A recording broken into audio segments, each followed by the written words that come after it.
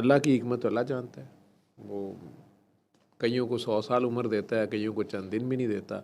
सरकार दो आलम का ही मैं सोचता हूँ कि उनको पूरा अरब ताने मारता था कि इतना अगर अल्लाह का बंदा है, जैसे आप लोग कहते हो कि हम दुआ कैसे कराएं, हम दुआ कराते हैं तो लोग कहते हैं तुम्हारा अपना काम तो हुआ नहीं, तुम्हारा तो बेबी हुआ नहीं।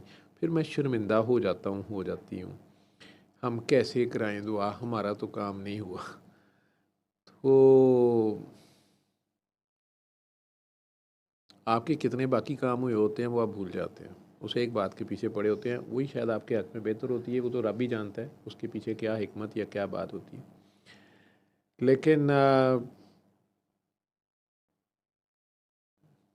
सरकार का मैं सोचता हूँ कि 60 साल की उम्र तक अव्वल तो अल्लाह ने बेटा नहीं दिया, और अगर दे दिया, हज़रत इब्राहीम उनका नाम रखा था उन्होंने, तो हज़रत इब्राहीम अलैहिस्सलाम पैदा भी होते हैं तो 2-2.5 साल ज़िंदा रहे हैं वो बीबी मारिया किप्तिया के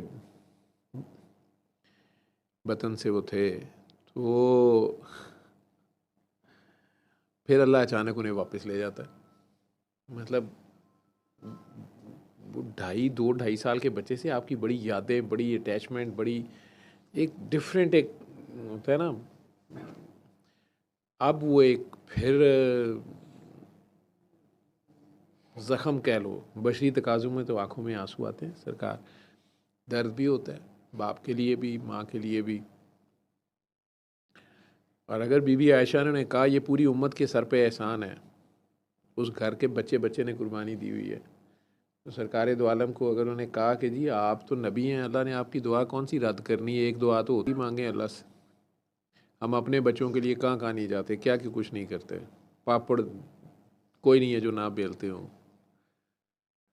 सरकार का क्या ज़र्फ है, वो जो तरसाई, पंजाबी में कहते तरसाई दा मिलिया।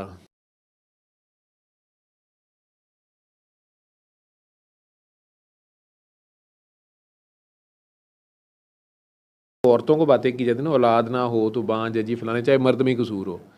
वहाँ पे मर्द का अगर बेटा नहीं है ना तो बस उसकी कोई वैल्यू नहीं समझी जाती, उसे ताने मारे जाते हैं।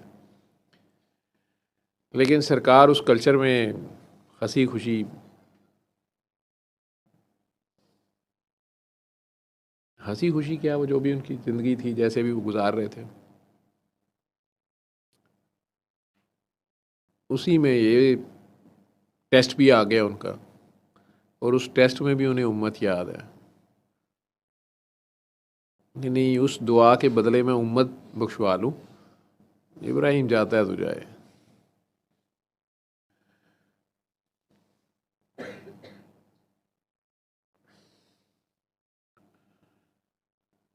हज़रत इब्राहीम अलैहिस्सलाम जो पैगंबर थे, वो दादा हजूर के दादा पीछे, उन्होंने दुआ मांगी है कि इस्माइल की औलाद में से आखिरी नबी हो, नबी पाक सल्लल्लाहु अलैहि वसल्लम।